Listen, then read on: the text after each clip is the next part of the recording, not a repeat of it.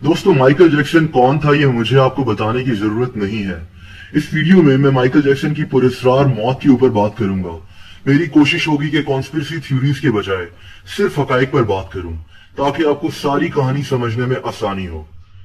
दुनिया के मशहूर तरीन परफॉर्मर और किंग ऑफ पॉप कहलाए जाने वाले माइकल जैक्सन की मौत 25 जून 2009 को हुई थी।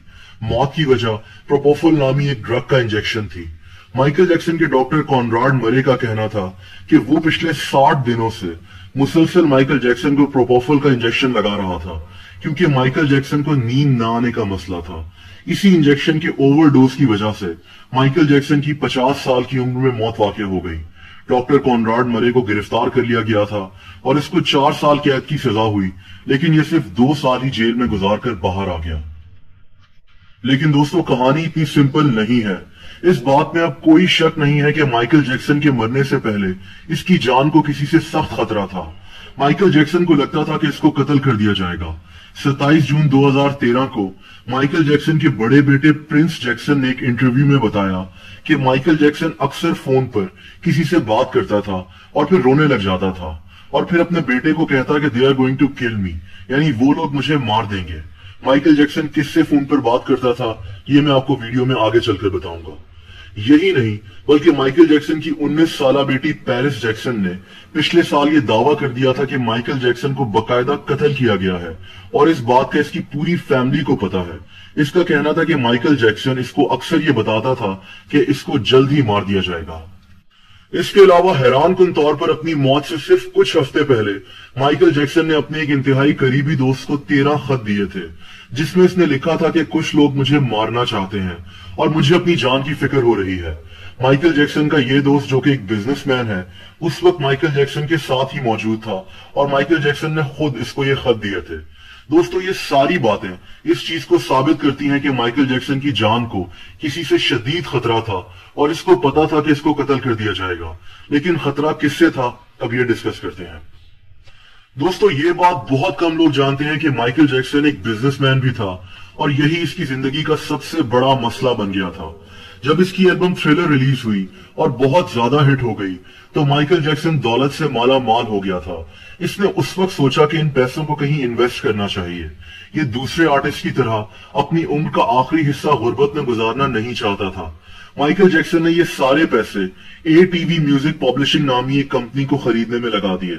इस कंपनी के पास कई मशहूर सिंगर्स के गानों के हकूक मौजूद थे, जिनमें एल्विस प्रेस्ले और मशहूर बैंड बीटल्स के गाने भी शामिल थे। ये 4000 गानों का एक म्यूजिक कैटलॉग था जो इंतहाई कीमती था और माइकल जैक्सन इन 4000 गानों का मालिक बन चुका था। किसी को भी अगर इन मशहूर गानों को कहीं भी इस्तेमाल करना था तो उसका फायदा माइकल जैक्सन को होना था। 1984 में, यानी 1984 में माइकल जैक्सन ने ATV म्यूजिक पब्लिशिंग को $47.5 मिलियन में खरीदा, जो कि एक बहुत बड़ी रकम थी।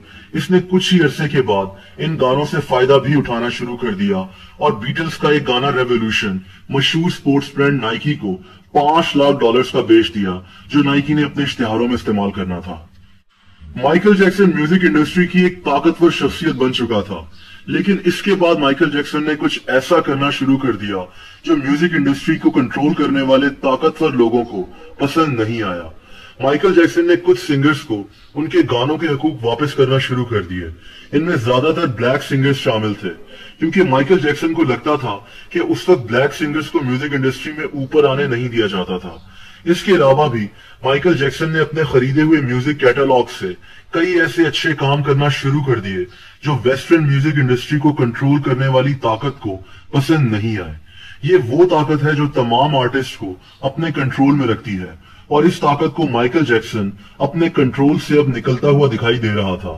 दोस्तों, मैं किसी कॉन्स्पिरेसी थ्योरी पर बात नहीं करना चाहता, लेकिन अगर आप माइकल जैक्सन के मशहूर तरीन एल्बम डेंजरस के कवर को देखें तो आपको राइट साइड पर एक आंख बनी हुई नजर आएगी, जो कि दरअसल इल्यूमिनाटी का साइन है। ये आंख इस कवर पर क्या कर रही है ये मैं आप पर छोड़ता हूं। बहरहाल आगे बढ़ते हैं। माइकल जैक्सन के लिए सब कुछ अच्छा चल रहा था, लेकिन फिर 1995 में सोनी म्यूजिक नामी कंपनी ने माइकल जैक्सन से राब्ता किया और सोनी म्यूजिक को माइकल जैक्सन के ATV म्यूजिक के साथ मिलाने की ऑफर की। इसके बदले में सोनी म्यूजिक माइकल जैक्सन को $95 मिलियन देने को तैयार थी।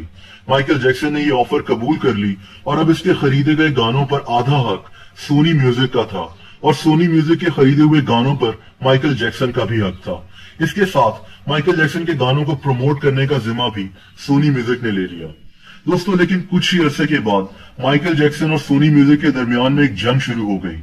माइकल जैक्सन को लगता था कि सोनी म्यूजिक इसको ठीक से प्रमोट नहीं कर रही और इससे झूठ बोल रही है कि इसके एल्बम्स बिक नहीं रहे, क्योंकि सोनी म्यूजिक माइकल जैक्सन को फाइनेंशियली कमजोर करना चाहती थी ताकि वो कंपनी का 50% हिस्सा भी सोनी म्यूजिक को बेच दे। और यहीं से माइकल जैक्सन की जिंदगी की तबाही शुरू हो गई।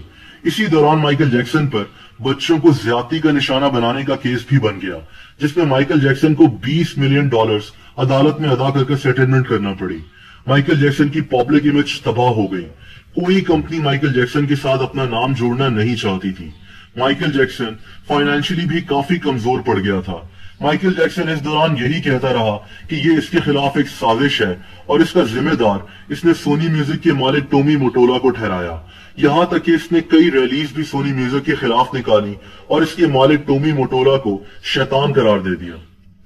दोस्तों, असल फसाद की जड़ ही वो म्यूजिक कैटलॉग था जिसमें अब लाखों कीमती गानों के हकूक शामिल थे, जो आधा माइकल जैक्सन के पास था और आधा सोनी म्यूजिक के पास। सोनी म्यूजिक माइकल जैक्सन से वो आधा म्यूजिक कैटलॉग भी खरीदना चाहती थी, जिससे माइकल जैक्सन काफी आर्टिस्ट की मदद कर रहा था और उसी वजह से म्यूजिक इंडस्ट्री की कई ताकतें माइकल जैक्सन से नाखुश थीं। इसी दौरान माइकल जैक्सन ने अपना एक गाना they don't really care about us भी रिकॉर्ड कराया। ये गाना माइकल जैक्सन ने दरअसल म्यूजिक इंडस्ट्री पर हुक्म चलाने वाली उसी ताकत के खिलाफ बनाया था। माइकल जैक्सन इस दौरान शदीद कर्जे में भी डूबता जा रहा था। हालांकि ये अभी भी सोनी म्यूजिक का आधा मालिक था, लेकिन माइकल जैक्सन अपनी मलकियत बेचने के लिए तैयार नहीं था। इसी दौरान माइकल जैक्सन को AEG नामी एक एंटरटेनमेंट कंपनी की तरफ से वर्ल्ड टूर कराने की ऑफर की गई। इस वर्ल्ड टूर में 10 शोज शामिल थे और इन शोज से अच्छी खासी आमदनी होनी थी, जो माइकल जैक्सन को फाइनेंशियली मजबूत कर देती। माइकल जैक्सन ने शदीद प्रेशर में ये कॉन्ट्रैक्ट साइन कर लिया, लेकिन फिर AEG कंपनी ने इससे 50 शोज कराने का मुतालबा कर दिया। माइकल जैक्सन ने साफ इनकार कर दिया। इसकी सेहत भी अच्छी नहीं थी और इसकी बहन लाटोया जैक्सन के मुताबिक माइकल जैक्सन को यह भी लगता था कि इसको स्टेज पर ही कत्ल कर दिया जाएगा। दोस्तों, AEG नामी इस कंपनी ने माइकल जैक्सन को शदीद प्रेशराइज करना शुरू कर दिया कि वो इसके लिए 50 शोज करे और इसी दौरान डॉक्टर कॉनराड मरे को इसी AEG कंपनी ने माइकल जैक्सन के डॉक्टर की हैसियत से नौकरी पर रख लिया। ये वही डॉक्टर था जिसके मुतालिक मैंने आपको वीडियो के शुरू में बताया था, जिसने माइकल जैक्सन को प्रोपोफोल नामी ड्रग के इंजेक्शन का ओवरडोज दिया था, जिससे माइकल जैक्सन की मौत हो गई थी। प्रोपोफोल नामी ये ड्रग इलीगल था, ये हॉस्पिटल के बाहर जा ही नहीं सकता था, लेकिन डॉक्टर कॉनराड मरे ने माइकल जैक्सन को ये इंजेक्शंस लगाना शुरू कर दिए। माइकल जैक्सन को भी इन इंजेक्शंस की लत पड़ती गई। यहां सवाल ये पैदा होता है कि डॉक्टर कॉनराड मरे ने ये खतरनाक ड्रग का इंजेक्शन माइकल जैक्सन को क्यों लगाना शुरू किया। दोस्तों, कुछ लोगों के नजदीक डॉक्टर कॉनराड मरे सिर्फ एक प्यादा था और इसके पीछे वही ताकतवर लोग थे जिनसे माइकल जैक्सन को खतरा था। जैसा कि मैंने आपको बताया कि ये ताकतवर लोग माइकल जैक्सन से उसके गाने और म्यूजिक कैटलॉग खरीदना चाहते थे और शायद इसी की वजह से माइकल जैक्सन पर मुख्तलिफ केसेस भी बनवाए गए, जिनकी वजह से इसकी इमेज की धज्जियां उड़ा दी गई थी। ये गाने और म्यूजिक कैटलॉग माइकल जैक्सन के लिए जान का खतरा बन चुके थे। ये मैं खुद नहीं कह रहा, बल्कि माइकल जैक्सन की बहन लाटोया जैक्सन के मुताबिक माइकल जैक्सन उसको कहा करता था कि मेरे इसी म्यूजिक कैटलॉग की वजह से एक दिन मुझे कत्ल कर दिया जाएगा। इसके मुताबिक माइकल जैक्सन की मौत के फौरन बाद मुख्तलिफ ताकतवर लोग इसी म्यूजिक कैटलॉग को खरीदने की बात करना शुरू हो गए। इन ताकतवर लोगों के लिए एक मरा हुआ माइकल जैक्सन एक जिंदा माइकल जैक्सन से कहीं ज्यादा कीमती था, क्योंकि माइकल जैक्सन अपने खरीदे हुए कीमती गानों को बेचना नहीं चाहता था। ये बात माइकल जैक्सन अपने करीबी लोगों को भी बताया करता था। दोस्तों, वीडियो के शुरू में मैंने आपको बताया था कि माइकल जैक्सन फोन पर किसी से बात कर कहता था कि ये लोग मुझे मार देंगे। इसके बेटे प्रिंस जैक्सन के मुताबिक माइकल जैक्सन दरअसल AEG कंपनी के मालिक रैंडी फिलिप्स से फोन पर बात करके कहता था कि ये लोग मुझे मार देंगे। वही AEG कंपनी जो माइकल जैक्सन को 50 शोज करने पर मजबूर कर रही थी और जिसने डॉक्टर कॉनराड मरे को माइकल जैक्सन का डॉक्टर रखा था। माइकल जैक्सन का कीमती म्यूजिक कैटलॉग इसके मरने के बाद इसकी एस्टेट को चला गया, जिसमें इसकी माँ और इसके बच्चों का हिस्सा था। हैरत अंगेज तौर पर माइकल जैक्सन जिस सोनी म्यूजिक कंपनी से शदीद नफरत करता था, माइकल जैक्सन के मरने के सिर्फ 9 महीने के बाद इसका म्यूजिक कैटलॉग सोनी म्यूजिक को ही बेच दिया गया, और इसके साथ साथ माइकल जैक्सन के वो गाने जो रिलीज भी नहीं हुए थे, उनके हकूक भी सोनी म्यूजिक कंपनी को बेच दिए गए। शायद इसीलिए माइकल जैक्सन कहता था कि इन ताकतों को मेरे जिंदा रहने से ज्यादा मेरे मरने का फायदा है। दोस्तों, सवाल यह है कि माइकल जैक्सन की अपनी बेटी पेरिस जैक्सन का ऐसा क्यों कहना है कि उसकी फैमिली को पता है कि माइकल जैक्सन को क्यों कत्ल किया गया। क्या माइकल जैक्सन की मौत की वजह उसका म्यूजिक कैटलॉग बना जिसमें लाखों कीमती तरीन गाने शामिल थे?